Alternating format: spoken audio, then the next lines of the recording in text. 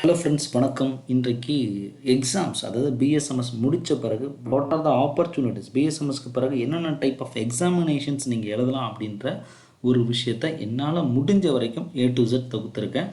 So இதை இன்றைக்கி ஒரு ஓவர்வியூவாக பார்ப்போம். இந்த சேனலை நீங்கள் முதன்முறையாக பார்க்குறீங்க அப்படின்னா கண்டிப்பாக சப்ஸ்கிரைப் பண்ணிக்க. Myself doctor S Merish, BSMS MD Siddha.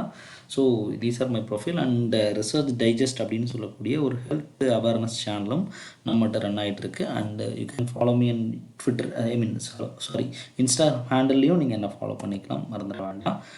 இந்த எஜுகேஷன், இந்த வீடியோவில் போடக்கூடிய எல்லாமே நான் ஒரு எஜுகேஷ்னல் பர்பஸஸ்க்காக இன்றைக்குள்ள கரண்ட் டேட்டாவை தொகுத்து ஒரு இன்ஃபர்மேஷனுக்காக நான் உங்களுக்கு கொடுத்துருக்கேன் வித் ரெஃபரன்ஸோட. ரைட், அதாவது எக்ஸாமினேஷன்ஸ் ஆஃப்டர் பிஎஸ்எம்எஸ் அப்படின்னு சொன்னாலே முதல்ல நமக்கு தோன்றுறது என்னென்னா, சார் கவர்மெண்ட்டுக்கு போகிறதுக்கு ஏதாவது எக்ஸாமினேஷன்ஸ் இருக்கான்னு கேட்டால் அதுக்கும் இருக்குது. சரியா? ஸோ இந்த வீடியோவில் நான் 2 விதமாக பேசியிருப்பேன். இந்த 2 விதத்தில் என்ன அப்படின்னா, முதன்மையாக ஒரு கேரியர் ரிலேட்டடான, ஒரு ஜாப் ரிலேட்டடான எக்ஸாம்ஸ்லாம் என்ன இருக்குது, அடுத்தது ஹையர் எஜுகேஷன் ரிலேட்டடான எக்ஸாம்ஸ்லாம் என்னென்ன இருக்குது, ஹையர் எஜுகேஷன் ரிலேட்டடான, அதாவது வீடியோ பேசுகிறப்பவே எதுக்கான இது அப்படின்ற டீட்டெயிலையும் தெளிவாக சொல்லிவிடுவாங்க. ஸோ இதை மட்டும் மறக்காமல் ஃபுல்லாக பாருங்கள். எப்போவுமே நிறைய சொல்கிறீங்க எங்கள் வீடியோ ரொம்ப லென்த்தியாக இருக்குன்ட்டு. ஸோ என்னென்னா, உங்களுக்கு சொல்ல வேண்டிய இன்ஃபர்மேஷன்ஸை வெறும் ஒரு மினிட்லேயோ அல்லது ஒரு 6 மினிட்ஸ்லையோ 7 மினிட்ஸ்லையோ சொல்லக்கூடிய விஷயங்கள் இது கிடையாது. ஏன்னா நீங்கள் லைஃப் லாங் இந்த ஃபீல்டுக்குள்ளே வந்துட்டீங்க அப்படின்னா இருக்க வேண்டியிருக்கும். ஸோ அதற்காக ஒரு 10 மினிட்ஸோ ஒரு 15 மினிட்ஸோ ஸ்பெண்ட் பண்ணுவதில் தயக்கம் வேண்டாம் அப்படின்றத நான் இப்போவே குறிப்பிடுறேன். இல்லை உங்களுக்கு இந்த வீடியோ உங்களுக்கு விருப்பம் இல்லை, போர் அடிக்குது, இல்லை ரொம்ப பேசுகிறாங்க அப்படின்னு நினச்சா தயவுசெய்து இவ்வளோ ஸ்கிப் பண்ணிவிட்டு நீங்கள் போகலாம் அப்படின்றதையும் தெரிவிச்சுக்கிறேன். உண்மையிலேயே நீங்கள் இந்த வீடியோவில் பெனிஃபிட்டாக இருக்கிறீங்க, இந்த வீடியோஸ் உங்களுக்கு யூஸ்ஃபுல்லாக இருக்குன்னா கண்டிப்பாக தொடருங்க. சரி, ரொம்ப தேங்க்யூ. ஃபஸ்ட்டு என்னென்னா, பிஎஸ்எம்எஸ் முடித்த பிறகு ஃபஸ்ட்டு எக்ஸாமினேஷன் ஒரு ஸ்டேட் கவர்மெண்ட்டில் எக்ஸாமினேஷன்ஸ் வைப்பாங்க. மெடிக்கல் ரெக்ரூட்மெண்ட் போர்டு அப்படின்னு சொல்லுவோம். அதாவது முதல்ல டிஎன்பிசியில் தான் மெடிக்கல் ரெக்ரூட்மெண்ட்டை எடுத்துகிட்டு இருந்தாங்க.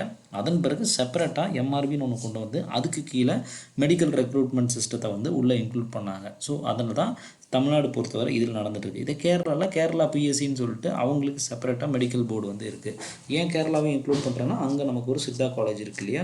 ஸோ அதனால் அங்கேயும் அவங்களுக்கு இருக்குது. பட் ரேர் சீட்ஸ் ரொம்ப ரொம்ப குறைவாக இருக்கும். கவர்மெண்ட் சீட்ஸு ஒரு இயர்லி ஒன் சீட்ஸோ அல்லது 3 இயர்ஸ்க்கு ஒரு 2-3 சீட்ஸ் எடுக்கிறது, இந்த மாதிரி தான் இருக்கும். பட் என்ஆர்ஹெச்எம் என்ஏஹெச்எம்ன்ற இதில் அவங்களுக்கு நிறைய எடுத்துகிட்டே இருக்கிறாங்க. நம்ம சைடில் அதுக்கான இது கொஞ்சம் குறைவாக இருக்குது. அதன் பிறகு ஸ்டேட் கவர்மெண்ட்டில் பொறுத்தவரை நான் மெடிக்கல் ப்ரொஃபஷன்ஸில் பார்த்திங்கன்னா நிறையா எஃப்எஸ்ஓ, அதாவது ஃபுட் சேஃப்டி ஆஃபீஸர்னு சொல்லிட்டு ஒரு போஸ்ட் இருக்குது. அதுக்கும் பிஎஸ்எம்எஸ் எலிஜிபிலிட்டி இருக்குது. பட் அது இன்னும் கொஞ்சம் லீகல் பிரச்சனை இருக்கிறதுனால அது மட்டும் இப்போதைக்கு இன்னும் தெளிவில்லாமல் இருக்குது. ஸோ இந்த லீகல் இஷ்யூஸ் முடிஞ்ச பிறகு கண்டிப்பாக தெளிவான ஒரு அப்டேட் நான் கொடுக்குறேன் உங்களுக்கு.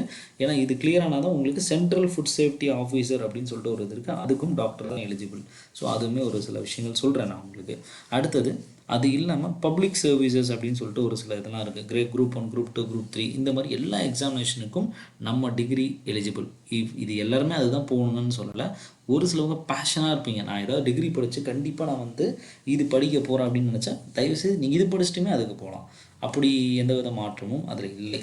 அதன் பிறகு பார்த்தீங்கன்னா சென்ட்ரல் கவர்மெண்ட்டில் பார்த்தீங்கன்னா ரிசர்ச் ஆஃபீஸருக்கு தனியாக எக்ஸாமினேஷன்ஸ் கண்டக்ட் பண்ணுவாங்க.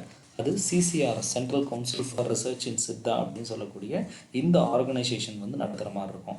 ஒரு சில சமயம் யூபிஎஸ்சிலையும் இன் ரேர் கேசஸில் எக்ஸாமினேஷன்ஸ் கண்டக்ட் பண்ணுவாங்க. நிறைய சமயத்தில் அது டைரக்ட் போஸ்ட்டாகவும் இன்டர்வியூ பேஸ்டாகவும் தான் இருக்கும். ஏன் சொல்கிறேன் அப்படின்னா, எப்பவுமே ஒரு இன்டர்வியூ பாலிசியில் ஒரு விஷயம் உண்டுங்க. அதாவது என் நம்பர் ஆஃப் பர்சன்ஸ் ரொம்ப நிறையா வராங்க அப்படின்னா தான் அவங்களுக்கு எக்ஸாமினேஷன்ஸ் வைக்கிற மாதிரி இருக்கும். பிலோ ஒரு 25 தான் ஸ்க்ரூட்டனைஸ் பண்ணி ஃபைனல் இருக்கிறாங்க அப்படின்னா அவங்களுக்கு இன்டர்வியூ பேஸ்டாக எக்ஸாமினேஷன்ஸ் இன்டர்வியூ பேஸ்டே வச்சுட்டு அவங்கள அடுத்த கட்டத்துக்கு கொண்டு போயிடுவாங்க. அதனால தான் யூபிஎஸ்சியில் மட்டும் நம்ம சித்தா பொறுத்தவரைக்கும் இப்போதைய சூழ்நிலையில் இந்த மாதிரி இருக்குது. கண்டிப்பாக அதுவுமே அடுத்த ஆப்பர்ச்சுனிட்டி இருக்கும். அடுத்து சென்ட்ரல் கவர்மெண்ட்டில் இன்னொரு விஷயம் பார்த்தீங்கன்னா, இன்சூரன்ஸ் எக்ஸிக்யூட்டிவ் அல்லது இன்சூரன்ஸ் கன்சல்டன்ட் அப்படின்னு சொல்லிட்டு ஒரு போஸ்ட்டு.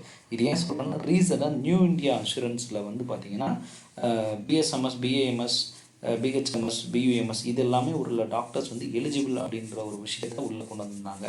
ரீசெண்டாக 2 டேஸ்க்கு முன்னாடி உள்ள ஒரு அப்டேட் சொல்கிறேன்.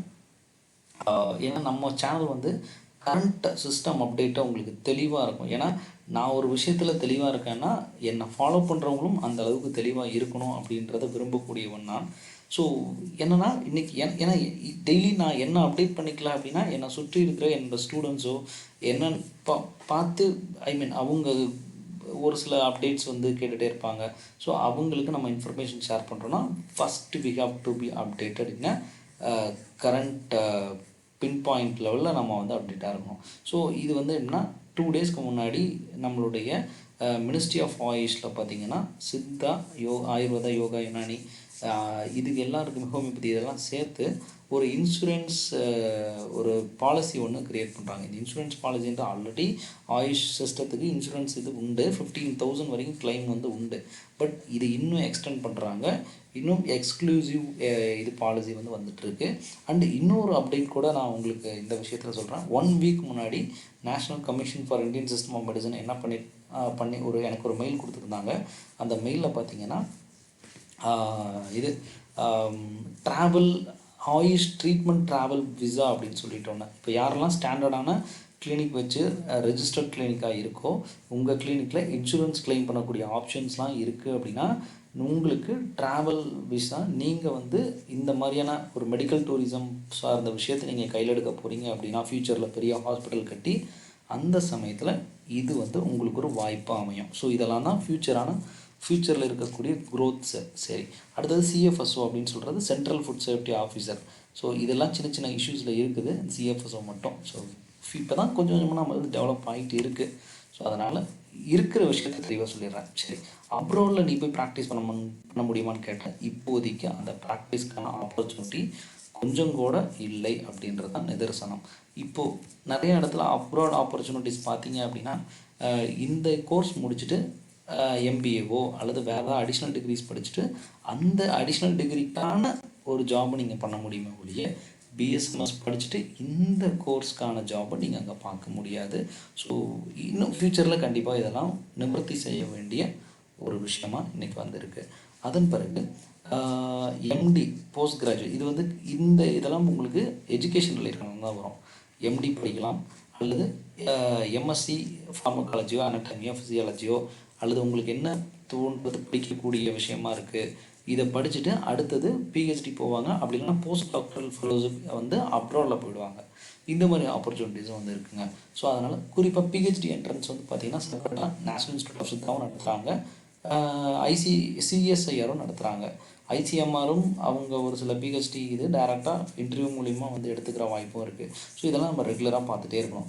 ரிசர்ச் ஃபெலோஷிப் அப்படின்றத ரெகுலராக கொடுத்துட்ருக்குறாங்க. இதுக்கும் என்ட்ரன்ஸ் இருக்கும். ஐசிஎம்ஆர் ஜேஆர்எஃப் ஆகணும் அப்படின்னாலும் நீங்கள் தனியாக நம்ம பிஎஸ்எம்எஸ் எலிஜிபிலிட்டியோட என்ட்ரன்ஸ் எழுதுனா அதுக்கான ஸ்டைஃபண்ட் எல்லாமே கவர்மெண்ட் ஃபிக்ஸ்டு ஸ்டைஃபண்ட்ஸ் எல்லாமே இருக்கும். சேலரி ரிலேட்டடான வீடியோ வந்து அடுத்த வீடியோவை நான் போடுறேன். அடுத்தது சிஎஸ்ஆர் நெட் எக்ஸாம் எழுதினாலும் இருக்கக்கூடிய எல்லா இண்டஸ்ட்ரி சென்ட்ரல் கவர்மெண்ட் இன்ஸ்டியூட்லேயும் நம்மளோட எலிஜிபிலிட்டி எங்கெல்லாம் இருக்கோ அந்த எலிஜிபிலிட்டிக்கு நம்ம வந்து அப்ளை பண்ணி உள்ளே போகலாம். பட் பொதுவாகவே என்னென்னா நம்மளோட எலிஜிபிலிட்டி இருக்குது அப்படின்னாலே நம்ம இந்த மாதிரி எக்ஸாம்ஸ் தேவையில்லை அப்படின்றத ஒரு இது உண்டு. டேரெக்டாக நீங்கள் போட்டு அப்ளை பண்ணிவிட்டு ஏன்னா நீங்கள் ஆல்ரெடி ஒரு டாக்டரேட் அப்படின்றப்போ உங்களுக்கு அந்த கேப்பபிலிட்டி இருக்கான்னு அவங்க இன்டர்வியூவில் செக் பண்ணிவிட்டு டேரெக்டாக எடுத்துப்பாங்க. ஸோ அது ஒன்று. அதன் பிறகு அசிஸ்டன்ட் ப்ரொஃபஸர் எக்ஸாமினேஷன்ஸ் வந்து பார்த்திங்கன்னா நேஷ்னல் இன்ஸ்டியூட் ஆஃப் சித்தாவில் வந்து நடக்கும். ஸ்டேட்டில் இருக்கக்கூடிய இன்ஸ்டியூட்ஸ்லாம் பார்த்தீங்கன்னா நீங்கள் ஏஎம்ஓ கிளியர் பண்ணிட்டீங்க அப்படின்னா அந்த ஏஎம்ஓ கிளியர் பண்ணின பிறகு டேரெக்டாகவே அதில் உங்களுக்கு சீனியாரிட்டி வைஸில் உங்களுக்கு இங்கே வந்து மூவ் ஆகிக்கலாம் ஸ்டேட் காலேஜஸ்க்கு. பட் சென்ட்ரல் கவர்மெண்ட் காலேஜஸ்க்கு மட்டும் தனியாக எக்ஸாம் வச்சு கண்டக்ட் பண்ணுவாங்க. இப்போ இதுலேயும் இன்னொரு விஷயம் கொண்டு வந்துட்டாங்க என்னென்னா இப்போ ஏஎம்ஓ ஆகிருக்கிறாங்க இல்லையா அசிஸ்டன்ட் மெடிக்கல் ஆஃபீஸர், அவங்க திரும்பவும் டீச்சிங்குள்ளே வரணும் அப்படின்னா அவங்களுக்கு நேஷ்னல் டீச்சர்ஸ் எலிஜிபிலிட்டி டெஸ்ட் அப்படின்னு ஒன்று இந்த கம்மிங் ஜூலைலாம் நடக்க போகுது. ஏன்னா நம்ம சேனலில் பார்க்குற எல்லாருக்குமே கரண்ட் அப்டேட்ஸ் அப்படின்ற ஒரு விஷயம் தெளிவாகவே இருந்துகிட்டே இருக்கும். ஸோ அந்த என்டிஇடி அப்படின்னு சொல்லக்கூடிய examination national commission for Indian system of medicine அவங்க வந்து கண்டக்ட் பண்ண போகிறாங்கன்ற ஆர்டரும் ரிலீஸ் ஆகிடுச்சு. எக்ஸாமினேஷனும் இன்னும் அப்ளிகேஷன் மட்டும் விடலை, பட் ஆனால் எல்லாமே கன்ஃபார்மான நிலையில் இருக்குது. ஸோ அவங்களும் இந்த மாதிரி எக்ஸாமினேஷன் வரும்போது ஸ்டேட் கவர்மெண்ட்டுக்குள்ள காலேஜஸ்க்கு ஸ்டாஃபாக வரணும்னா ஏஎம்ஓ கிளியர் பண்ணிவிட்டு ஏஎம்ஓ கிளியர் பண்ணின பிறகு இந்த எக்ஸாம் கிளியர் பண்ணினா டேரெக்டாக உள்ளே வர்றதுக்கும் வாய்ப்புகள் அதிகமாக இருக்கும். அதன் பிறகு ஒரு சில மேனேஜ்மெண்ட் என்ட்ரன்ஸ் எக்ஸாமினேஷன் சொல்லுவோம். இப்போ எக்ஸாம்பிள் நீங்கள் பிஎஸ்எம்எஸ் படிக்கிறீங்க, ஹாஸ்பிட்டல் அட்மினிஸ்ட்ரேஷன் படிச்சுட்டு டேரெக்டாக நீங்கள் அப்ராடில் போய் ஒர்க் பண்ணுற ஹாஸ்பிட்டல் குவாலிட்டி அசூரன்ஸ் மேனேஜராகவோ டேரெக்டாக அந்த மாதிரியான அதுக்குள்ள மெடிக்கல் பேக்ரவுண்ட் தெரிஞ்சிருக்கணும். ஸோ அந்த இன்ஃபர்மேஷன் நம்ம தெரிஞ்சுப்போம். கூட ஹாஸ்பிட்டல் மேனேஜ்மெண்ட்கான குவாலிட்டி அசூரன்ஸ் இந்த மாதிரி விஷயங்கள்லாம் தெரிஞ்சிருக்கணும் அப்படின்னா அங்கெல்லாம் நல்ல குட் ஹேண்ட் சேலரி இருக்கிறதா கேள்விப்பட்டிருக்கேன். அது பிறகு பார்த்தீங்கன்னா, ஏன்னா இதெல்லாம் என்னோட கொலீக்ஸ் அங்கே இருக்கிறதுனால சொல்கிறேன். மெடிக்கல் கோடிங், மெடிக்கல் டிரான்ஸ்கிரிப்ஷன்ஸ் இதெல்லாமே ஈஸியாக நம்ம வந்து ஏர்ன் பண்ணக்கூடிய, டாக்டராக இருந்து ஏர்ன் பண்ணக்கூடிய விஷயங்கள். அப்புறம் நிறைய எக்ஸாமினேஷன்ஸும் அதுக்கான அதெல்லாம் இருக்குது. அதை நம்ம அப்பப்போ சர்ச் பண்ணி பார்த்துட்டே இருக்கணும். அப்புறம் இன்டர்நேஷ்னல் ஸ்டடீஸ். சரி, இப்போ நீங்கள் வந்து என்னென்னா அப்ராடில் போயிட்டு எதாவது ஹையர் ஸ்டடீஸ் பண்ணணும், அப்ராடில் போயிட்டு எதாவது இன்டர்ன்ஷிப் பண்ணுறீங்க, பிஎஸ்எம்எஸ் படிச்சுட்டு டேரெக்டாக வேறு உங்களுக்கு வேறு எதாவது அடிஷ்னல் கோர்ஸ் எம்டியை தவிர்த்து வேறு எதாவது நீங்கள் அடிஷ்னல் அலைட் கோர்ஸ் பண்ணுறீங்க, அப்ராடில் உங்களுக்கு ஒரு யூனிவர்சிட்டியில் படிக்கிறதுக்கு வாய்ப்பு கிடைக்கணும் அப்படின்னு நினச்சிங்கன்னா ஜிஆர்இ, கிராஜுவேட் ரெக்கார்ட் எக்ஸாமினேஷன் ஒன்று இருக்குது. இது ஒரு சில கண்ட்ரீஸ்க்கு தேவைப்படும். யூரோப்பியன் ஒரு சில கண்ட்ரீஸ்க்கு பார்த்தீங்கன்னா டோஃபல் இல்லை ஐஎல்டிஎஸ், மேக்ஸிமம் டோஃபல் நீங்கள் ஐஎல்டிஎஸ் ரெண்டுமே கிளியர் பண்ணி வைக்கிறது ரொம்ப நல்லது.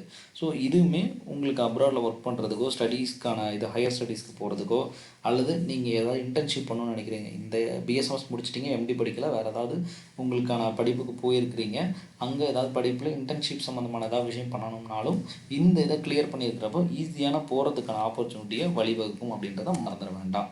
அதன் பிறகு பார்த்திங்கன்னா முக்கியமானது எம்பிஹெச்ன்னு சொல்லக்கூடியதுக்கு என்ட்ரன்ஸ்லாம் வரும். Master of public health, master of epidemiology இதெல்லாம் கூட நம்ம வந்து அட்டன் பண்ணலாம். மேஜர் யூனிவர்சிட்டிஸில் கூட இதெல்லாம் இருக்குது. மணிப்பால் யூனிவர்சிட்டி இந்த மாதிரி டீம்டு யூனிவர்சிட்டியில் ஹையர் ஸ்டடீஸ்க்கான கோர்ஸஸ்க்கு அப்பப்போ என்ட்ரன்ஸ் எக்ஸாமினேஷன்ஸ் வந்துகிட்டே இருப்பாங்க. அதுக்கு நம்ம எலிஜிபிள் இருக்கிறோம்.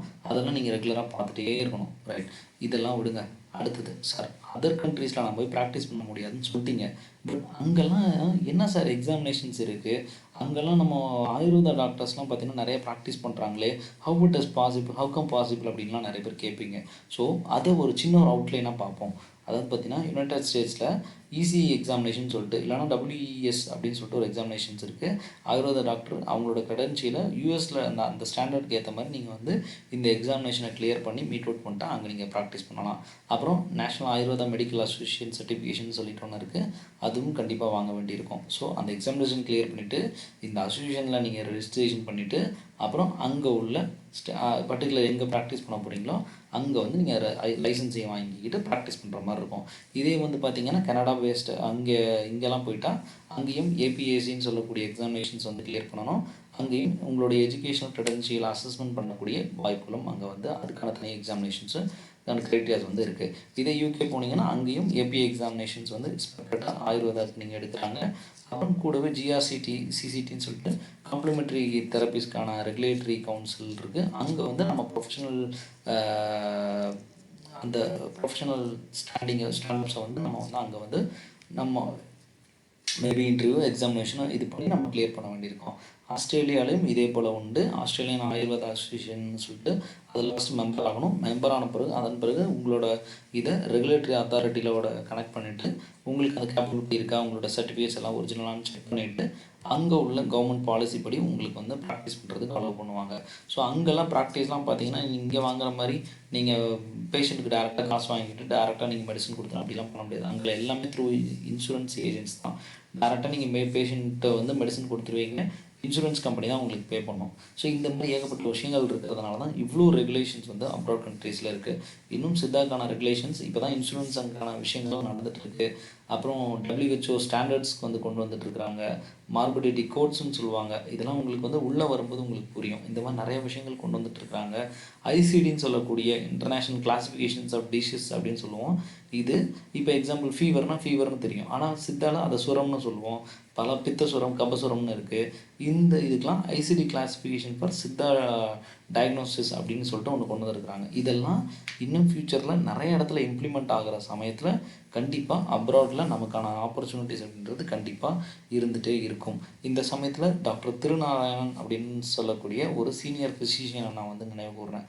ஸோ நிறையா துபாய் இங்கெல்லாம் பார்த்திங்கன்னா சிங்கப்பூர்லலாம் நிறையா சமயத்தில் சித்தா ப்ராக்டிஸ்க்கான இதை கொடுக்கணும் அப்படின்னு நிறைய விஷயங்கள் லெட்டர் போடுறது, மெயில் கொடுக்குறது, அங்கே போய் கான்ஃபரன்ஸில் டாக் கொடுக்குறது, அப்படி ஏகப்பட்ட விஷயங்கள் பண்ணியிருக்கிறாங்க. ஸோ இந்த சமயத்தில் அவங்களெல்லாம் நம்ம நினச்சி பார்க்குறது எங்களுக்கே ரொம்ப வந்து but he is past away. But இருந்தாலும் அவருக்கு இந்த ஸ்லைடை நம்ம வந்து அர்ப்பணிக்கிறோம். அண்ட் பார்த்திங்கன்னா இன்னும் பார்த்தா மிடில் ஈஸ்ட் கண்ட்ரீஸில் தனியாக இருக்குது. மிடில் ஈஸ்ட் கண்ட்ரீஸ்லாம் பார்த்தீங்கன்னா உங்களுக்கு வந்து துபாய், ஓமன், அப்புறம் பார்த்தீங்கன்னா இந்த மாதிரி கண்ட்ரீஸ்லலாம் அவங்களோட மினிஸ்ட்ரி ஆஃப் ஹெல்த்னு ஒன்று இருக்கு இல்லையா, அவங்களோட இதில் யூஏஇயில் டேரக்ட் லைசன்சிங் எக்ஸாமினேஷன்ஸ்னு ஒன்று இருக்குது. அங்கே ஆயுர்வேதாக்கு இப்போதைக்கு இருந்துகிட்டு இருக்குது, ரன் ஆகிட்டு இருக்குது. இன்னும் சிலக்கான ப்ராசஸ் வந்து போயிட்டு இருந்துச்சு. பட் அது அப்படியே ஸ்டாப் ஆகி நிற்கிது after the passage of doctor Thirunarayanan sir, Chennai. So அதன் பிறகு துபாயிலையும் டிஹெச்ஏ அத்தாரிட்டியில் அவங்க இது பண்ணுறாங்க. அபுதாபிலையும் அதே சேம் எக்ஸாமினேஷன்ஸ் பண்ணிட்டு பண்ணுறாங்க.